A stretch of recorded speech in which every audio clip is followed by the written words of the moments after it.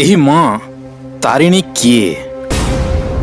କେମିତି ଏକ ରାଜାଙ୍କ ପଛପଟେ ଆସୁଥିବା ଏକ ଦେବୀ ପାଲଟି ଯାଇଥିଲା ମା ତାରିଣୀ? କାହିଁକି ସେଦିନ ମା ତାରିଣୀଙ୍କ ପାଦର ପାଉଁଜି ଶବ୍ଦ କରିବା ବନ୍ଦ ହୋଇଗଲା?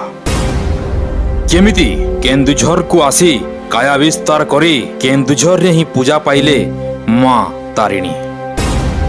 ସତରେ କ'ଣ ରହିଛି ଏହି ଘଟଗାଁର ମା ତାରିଣୀଙ୍କ ସତ୍ୟ ଘଟଣା? ଆସନ୍ତୁ ଜାଣିବା ଏହାର ସମ୍ପୂର୍ଣ୍ଣ ଖବର। ମା ତାରିଣୀଙ୍କ ସତ୍ୟ ଘଟଣା। ଓଡ଼ିଶା ରାଜ୍ୟ କେନ୍ଦୁଝର ଜିଲ୍ଲା ଘଟଗାଁରେ ଅବସ୍ଥିତ ମା ତାରିଣୀଙ୍କ ଭବ୍ୟ ତାରିଣୀ ମନ୍ଦିର। ମା ତାରିଣୀଙ୍କ ଦର୍ଶନ ଟିକେ ଲାଭ କରିବା ପାଇଁ ପୂର୍ବରୁ ପଶ୍ଚିମ, ଉତ୍ତରରୁ ଦକ୍ଷିଣ ଅନେକ ଭକ୍ତ ଏବଂ ଶ୍ରଦ୍ଧାଳୁମାନେ ମାଙ୍କ ପାଖକୁ ଧାଇଁ ଆସିଥାନ୍ତି। ମା ତାରିଣୀଙ୍କୁ ନେଇ ଅନେକ ଐତିହାସିକ ତଥା ପୌରାଣିକ ରହସ୍ୟମାନ ଯୋଡ଼ି ହୋଇଅଛି। ପ୍ରଥମେ ଜାଣିବା ମା ତାରିଣୀଙ୍କ ପୌରାଣିକ ତଥ୍ୟ। ପୁରାଣ କହୁଛି ତ୍ରେତୟା ଯୁଗର କଥା, ଯେତେବେଳେ ପ୍ରଭୁ ରାମଚନ୍ଦ୍ରଙ୍କୁ 14 ବର୍ଷ ପାଇଁ ବନବାସ ହେଲା। ସେ ନିଜ ସଙ୍ଗରେ ଭ୍ରାତା ଲକ୍ଷ୍ମଣ ଏବଂ ନିଜର ପତ୍ନୀ ସୀତାଙ୍କୁ ଧରି ଚାଲି ଆସିଲେ ଜଙ୍ଗଲ ମଧ୍ୟକୁ। ଘୋର ଜଙ୍ଗଲ ମଧ୍ୟରେ 14 ବର୍ଷ ପାଇଁ ବନବାସୀ ହେଲେ ପ୍ରଭୁ ଶ୍ରୀ ରାମଚନ୍ଦ୍ର। ସେହି ସମୟରେ ଦଶାନନ ରାବଣ ମାତା ସୀତାଙ୍କୁ ହରଣ କରି ନିଜର ଲଙ୍କାର ଅଶୋକ ବାଟିକାକୁ ନେଇ ରଖିଲା। ଠିକ୍ ସେହି ସମୟରେ ପ୍ରଭୁ ଶ୍ରୀ ରାମଚନ୍ଦ୍ର ଆକୁଳ ନିବେଦନ ହୋଇ ମା ଦୁର୍ଗାଙ୍କୁ ପୂଜା ଅର୍ଚ୍ଚନା କଲେ। ମାଙ୍କୁ ଆହ୍ୱାନ କରି କହିଲେ, ହେ ମା ଦୁର୍ଗା, ମୋତେ ଏହି ସଙ୍କଟରୁ ଦୂର କରନ୍ତୁ କହିଲେ। ଠିକ୍ ସେହି ସମୟରେ ଶୂନ୍ୟ ଆକାଶରେ ଶୂନ୍ୟବାଣୀ ହେଲା। ଶୂନ୍ୟ ଆକାଶରେ ଏକ ଦେବୀ ଆସି ପ୍ରଭୁ ଶ୍ରୀ ରାମଚନ୍ଦ୍ରଙ୍କୁ କହିଲେ, ହେ ପ୍ରଭୁ ଶ୍ରୀ ରାମଚନ୍ଦ୍ର, ଆପଣ ମନ ଦୁଃଖ କରନ୍ତୁ ନାହିଁ। ଆପଣଙ୍କର ସମୟ ବର୍ତ୍ତମାନ ଖରାପ ଚାଲିଛି। ଆପଣଙ୍କର ସମୟ ଯେତେବେଳେ ଠିକ୍ ଗତିରେ ଚାଲିବ, ଆପଣଙ୍କର ସବୁ କିଛି ଠିକ୍ ହୋଇଯିବ। ଏତିକି କହିସାରିବା ପରେ ସେହି ଦେବୀ ଜଣକ କହିଲେ, ମୁଁ ଏବେ ଏହି ସ୍ଥାନରୁ ଅନ୍ତର୍ଧ୍ୟାନ ହେବି। ଆପଣ ମୋତେ କଦାପି ମଧ୍ୟ ଦର୍ଶନ କରିବେ ନାହିଁ। ଯଦି ଆପଣ ମୋତେ ଦର୍ଶନ କରିନିଅନ୍ତି, ତାହେଲେ ମୁଁ ଏହି ସ୍ଥାନରେ ସବୁଦିନ ପାଇଁ ପ୍ରସ୍ତର ପାଲଟି ରହିଯିବି। ଠିକ୍ ଏହି ସମୟରେ ପ୍ରଭୁ ଶ୍ରୀ ରାମଚନ୍ଦ୍ର ମାଙ୍କୁ ସେହି ସ୍ଥାନରେ ପ୍ରଣିପାତ ହେଲେ। ପ୍ରଣିପାତ ହୋଇ ଯେତେବେଳେ ଛିଡ଼ା ହେଉଥାନ୍ତି, ଠିକ୍ ସେହି ସମୟରେ ତାଙ୍କ ଆଖିର ପଲକ ଖୋଲିଯାଇ ସେ ମାଙ୍କୁ ସେହି ସ୍ଥାନରେ ଗଛ ମୂଳରେ ଦର୍ଶନ କରିଦେଲେ। ଏହାପରେ ମାଙ୍କ କହିଥିବା କଥା ସତ୍ୟରେ ପରିଣତ ହୋଇଗଲା, ଅର୍ଥାତ୍ ମା ସେହି ସ୍ଥାନରେ ପ୍ରସ୍ତର ପାଲଟିଗଲେ। ହେ ପ୍ରଭୁ ଶ୍ରୀ ରାମଚନ୍ଦ୍ର, ମୁଁ ଆପଣଙ୍କୁ ସର୍ତ୍ତ ରଖି କହିଥିଲି, ଯଦି ଆପଣ ମୋତେ ଦର୍ଶନ କରିନିଅନ୍ତି, ତାହେଲେ ମୁଁ ଏହି ସ୍ଥାନରେ ପ୍ରସ୍ତର ହୋଇ ରହିଯିବି। ବର୍ତ୍ତମାନ ମୁଁ ପ୍ରସ୍ତର ହୋଇଯାଇଛି, ଆଉ ଆପଣ ମୋତେ ଏହି ସ୍ଥାନରେ ଆଜିଠାରୁ ତାରିଣୀ ନାମରେ ପୂଜାର୍ଚ୍ଚନା ଦେବେ। ସେହିଦିନଠାରୁ ପୁରାଣ ପୃଷ୍ଠାରେ ମା ଦୁର୍ଗା ତାରିଣୀର ରୂପ ଧାରଣ କରି ସେହି ସ୍ଥାନରେ ତାରିଣୀ ରୂପରେ ପୂଜା ପାଉଥିଲେ। ଏ ଥିଲା ପୌରାଣିକ ତଥ୍ୟ। ମା ତାରିଣୀଙ୍କୁ ନେଇ ଏହାର ଏକ ଐତିହାସିକ ତଥ୍ୟ ମଧ୍ୟ ରହିଛି, ଯାହାକି ସେତେବେଳେ କେନ୍ଦୁଝରରେ ରାଜା ଭାବରେ ରାଜ୍ୟଭାର ସମ୍ଭାଳୁଥିଲେ ତ୍ରିଲୋଚନ ଭଞ୍ଜ। ତାଙ୍କର ଏକମାତ୍ର ରାଜକୁମାର ପୁତ୍ର, ଯାହାଙ୍କର ନାମ ହେଉଛି ଗୋବିନ୍ଦ ଭଞ୍ଜ। ରାଜା ତ୍ରିଲୋଚନ ଭଞ୍ଜ ଏବଂ ତାଙ୍କ ପୁତ୍ର ଅର୍ଥାତ୍ ଗୋବିନ୍ଦ ଭଞ୍ଜ ଅତ୍ୟନ୍ତ ବୀରତ୍ପର ରାଜା ଥିଲେ। ସେମାନେ କୌଣସି ବିରୋଧ ଆକ୍ରମଣକୁ ତିଳେ ମାତ୍ର ଡରୁ ନଥିଲେ। କେବେ ହେଲେ ମଧ୍ୟ ସେମାନେ ଯୁଦ୍ଧରେ ପଛଘୁଞ୍ଚା ଦେଉନଥିଲେ। ଏହିପରି ଭାବରେ ନିଜ ରାଜ୍ୟ କେନ୍ଦୁଝରକୁ ସୁଚାରୁ ରୂପରେ ପରିଚାଳନା କରୁଥିଲେ ରାଜା ତ୍ରିଲୋଚନ ଭଞ୍ଜ। ଯେତେବେଳେ ରାଜା ତ୍ରିଲୋଚନ ଭଞ୍ଜ ନିଜର ବୃଦ୍ଧ ଅବସ୍ଥା ହେଲେ, ଅର୍ଥାତ୍ 1480 ମସିହାରେ ତାଙ୍କର ଦେହରୁ ପ୍ରାଣବାୟୁ ଛାଡ଼ିଗଲା, ଅର୍ଥାତ୍ ସେ ଦେହତ୍ୟାଗ କଲେ। ଏହାପରେ ସମସ୍ତ ରାଜ୍ୟରେ ଶୋକର ଛାୟା ଖେଳିଗଲା। ସମସ୍ତଙ୍କ ଘରେ ରାଜାଙ୍କ ପାଇଁ ଦୁଃଖର ଅଶ୍ରୁ ବହିଲା। ସମସ୍ତେ ରାଜାଙ୍କର ଜୟ ଜୟକାର କରି ରାଜାଙ୍କୁ ଶେଷକୃତ୍ୟ କଲେ। ଏହାପରେ ଚିନ୍ତାର ବିଷୟ ଏହା ଯେ ରାଜ୍ୟର ଭାର ସମ୍ଭାଳିବ କିଏ? ଏପଟେ ଗୋବିନ୍ଦ ଭଞ୍ଜ ମାତ୍ର ରାଜକୁମାର, ଅର୍ଥାତ୍ ତାଙ୍କର ପ୍ରାପ୍ତ ବୟସ ହୋଇନାହିଁ, राज्यभार संभालिबा पाई। एमिति भावरे मंत्रींक परिचालनारे राज्य चलुथाए। जेतेबेले गोविंद भंजंक प्राप्त बयस हैला, गोविंद भंजंकु राज्य अभिषेक करागला। गोविंद भंज जितेबेले राज्य अभिषेक कले, गोविंद भंजंकर जय जयकार राज्य सारा छुटिला।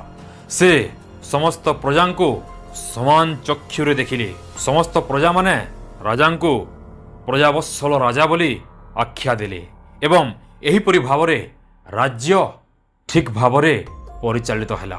एहिपरि भावरे थरे पुरीरु एक खबर आसिला। खबरटी हैला जे गोविंद भंजंक बंधु अर्थात पड़ोसी राज्य पुरीर राजा पुरुषोत्तम देवंक डाकरा गोविंद भंजंक पाखक आसिला। गोविंद भंज निज बंधुंक डाकरा को पाई संगे संगे छुटी गले पुरी को जाई पुरुषोत्तम देवंक सहित देखा साक्षात कले। पुरीर राजा गोविंद भंजंकु अनेक सुना रूपा मोती माणिक्य तथा पुरीर आठगड़ अंचल को केन्दुझर राजा गोविंद भंजंकु दान करदेले एवं खुशी रे गोविंद भंजंकु जय गोविंद भंज बोली आख्या मध्य देले। यापरे गोविंद भंज कहिले, हे बंधु राजा, मो आपणकर कौनसी धन संपत्ति नेबा पाई आपणक पाखक आसी नाही।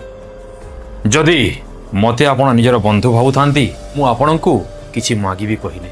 पुरीर राजा बंधु राजा केन्दुझर राजा गोविंद भंजंकु कहिले, हे बंधु, आपणक पई एही जीवन मध्य मु त्याग करदेवा पई प्रस्तुत।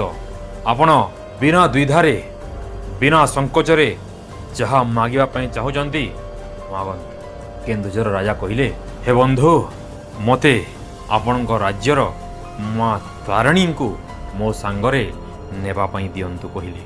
पुरी राजा पुरुषोत्तम देव कहिले, हे राजा, मु आपणको देवी को देदेवी, किंतु देवी आपणक सहित जीवे केमिति, कारण सी होचंती पाषाण। यापरे दुही राजा चिंतारे मग्न हेले। सही रातिर कथा, पुरी राजा पुरुषोत्तम देव रात्र भोजन करी शयन करवाकू गले।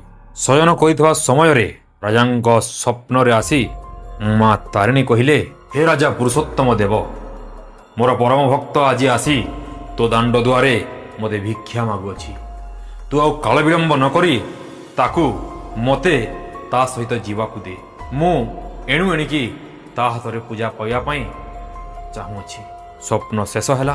पूर्व आकाश रे सूर्योदय हेले एवं राजांक निद भांगिला। निदर भांगी संगे संगे केन्दुझर राजांको तांको राजप्रसाद को डाकिले एवं कहिले, हे बंधु राजा, मु आपणको देवी को देवा पई प्रस्तुत अछि। एबे आपण आपणकर प्रस्तुति आरंभ कर दियंतु। मां को किपरि भावरे पुरीरु केन्दुझर को नहीं जीवे जे।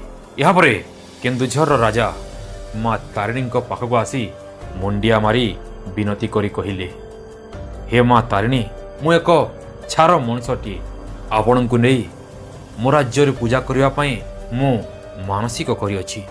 हे मां तारिणी, आपण मो सहित आसंतु। ठीक यही समय रे राजा भाव विहल होई सही स्थान रे अचित अवस्था रे पड़िले। ठीक सही समय रे शून्य आकाश रु शून्यवाणी हैला।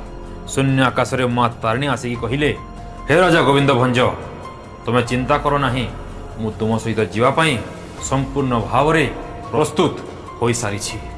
मु आपणक सहित जीवी, किंतु गोटे शर्त रे। जेमिति मो कांची रु आसी पुरी रे पूजा पाउछि, सेही परि पुरी रु जाई केन्दुझर रे पूजा पाइबी, किंतु जीवा पूर्वरु मोर एक शर्त तुमे सुनी रख कहिले। आम्भे जीवा समय रे तुमे गोटे घोड़ा उपरे सवार होई मो आगरे चलिबो। तुम पछपटे मु एक घोड़ारे सवार होई तुम पछपटे पाउजी लगई पाउजीर छम छम शब्द करी तुम सहित जीवी। अर्थात से पाउजीर शब्द तुमे शुणी जानी पारिबो जे मु तुम सहित तुम सांगरे तुम पछपटू जाउअछि। यहाँ परे राजा चेता पाइले। मां कहितवा समस्त कथा को अक्षर अक्षर पालन करिया पई से जाई एक घोड़ारे सवार हेले। भावरे राजा एवं मां तारिणी धीर मंथर गति रे बाहरी पड़िले पुरी राज्यरु କେନ୍ଦୁଝର ରାଜ୍ୟକୁ। ଆଗେ ଆଗେ ଚାଲୁଥାନ୍ତି ରାଜା ଗୋବିନ୍ଦ ଭଞ୍ଜ, ପଛେ ପଛେ ମା ତାରିଣୀ। ମାଙ୍କ ପାଉଁଜିର ରୁଣୁଝୁଣୁ ଶବ୍ଦ ଶୁଣି ରାଜା ମାଙ୍କ ସାଙ୍ଗରେ ଅତି ଖୁସିରେ ନିଜ ରାଜ୍ୟକୁ ଆସୁଥାନ୍ତି। ଏହାପରେ ରାଜାଙ୍କ ସହିତ ମାତା ତାରିଣୀ ପୁରୀର ଆନନ୍ଦପୁର ସୀମା ଡେଇଁ କେନ୍ଦୁଝରକୁ ପ୍ରବେଶ କଲେ। କେନ୍ଦୁଝରକୁ ଯେତେବେଳେ ପ୍ରବେଶ କଲେ, କେନ୍ଦୁଝରର ଏକ ଘୋର ଜଙ୍ଗଲ ମଧ୍ୟରେ ମା ତାରିଣୀ ନିଜର ମାୟା ବିସ୍ତାର କଲେ। ଅର୍ଥାତ୍ ରାଜାଙ୍କୁ ମା ତାରିଣୀଙ୍କ ପାଉଁଜିର ଶବ୍ଦ ଆଉ ଶୁଭିଲା ନାହିଁ। ରାଜା ଡରିଗଲେ। ମାଙ୍କ ପାଉଁଜିର ଶବ୍ଦ କାହିଁକି ଆଉ ଶୁଭାଯାଉ ନାହିଁ? ମା କୁଆଡ଼େ ଗଲେ? କ'ଣ କଲେ?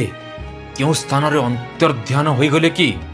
ଏହିସବୁ କଥା ଭାବି ରାଜା ଆଉ ନିଜକୁ ଅଟକାଇ ପାରିଲେ ନାହିଁ। ସେ ମାଙ୍କ ଦେଇଥିବା ସର୍ତ୍ତକୁ ନ ମାନି ପଛପଟକୁ ଚାହିଁଦେଲେ। ଯେତେବେଳେ ସେ ପଛପଟକୁ ଚାହିଁଦେଲେ, ଦେଖିଲେ ପଛପଟେ ମା ତାରିଣୀ ଏକ ପାଷାଣ ଅବସ୍ଥାରେ ବୃକ୍ଷ ମୂଳେ ଆବିର୍ଭାବ ହୋଇଅଛନ୍ତି। ରାଜା କାନ୍ଦି କାନ୍ଦି ମାଙ୍କୁ ଆକୁଳ ନିବେଦନ କଲେ, ହେ ମା ତାରିଣୀ, ମୁଁ ଆପଣଙ୍କ ସର୍ତ୍ତକୁ ରକ୍ଷା କରିପାରିଲିନି, ମୋତେ ଆପଣ କ୍ଷମା କରିଦିଅନ୍ତୁ। ଠିକ୍ ସେହି ସମୟରେ ମା ତାରିଣୀ କହିଲେ, ହେ ରାଜା, ତୁମେ ମନ ଦୁଃଖ କର ନାହିଁ। ମୁଁ ତୁମରି ରାଜ୍ୟର ପରିସୀମା ମଧ୍ୟରେ ବର୍ତ୍ତମାନ ଅଛି। ଅର୍ଥାତ୍ ବର୍ତ୍ତମାନ ମୁଁ କେନ୍ଦୁଝରରେ ଅଛି। ଆଉ ଏହି ସ୍ଥାନକୁ ହିଁ ମୁଁ ମୋର ପୀଠସ୍ଥଳୀ ଭାବରେ ବାଛି ନେଇଛି। ଏହି ସ୍ଥାନରେ ତୁମେ ମୋତେ ତାରିଣୀ ରୂପରେ ପୂଜା କରିବ। ସେହିଦିନଠାରୁ ସେହି ସ୍ଥାନରେ ମା ତାରିଣୀ ସମସ୍ତ ଭକ୍ତମାନଙ୍କର ମନସ୍କାମନା ପୂର୍ଣ୍ଣ କରୁଛନ୍ତି। ଏ ଥିଲା ମା ତାରିଣୀଙ୍କ ମନ୍ଦିର ଅବସ୍ଥିତି, ଆବିର୍ଭାବ, ପୌରାଣିକ ଏବଂ ଐତିହାସିକ ତଥ୍ୟର ସତ୍ୟ ଘଟଣା। ଏହି ଭିଡ଼ିଓରେ ଏତିକି। ଭିଡ଼ିଓ କେମିତି ଲାଗିଲା? ଯଦି ଭିଡ଼ିଓଟି ଆପଣମାନଙ୍କୁ ଭଲ ଲାଗିଥାଏ, ନିଶ୍ଚୟ ଜୟ ମା ତାରିଣୀ କହି କମେଣ୍ଟ ବକ୍ସରେ କମେଣ୍ଟ କରିବେ। ଏହି ଭିଡ଼ିଓରେ ଏତିକି। ରହୁଛି ମୁଁ ପରମ ବ୍ରହ୍ମ। ନମସ୍କାର।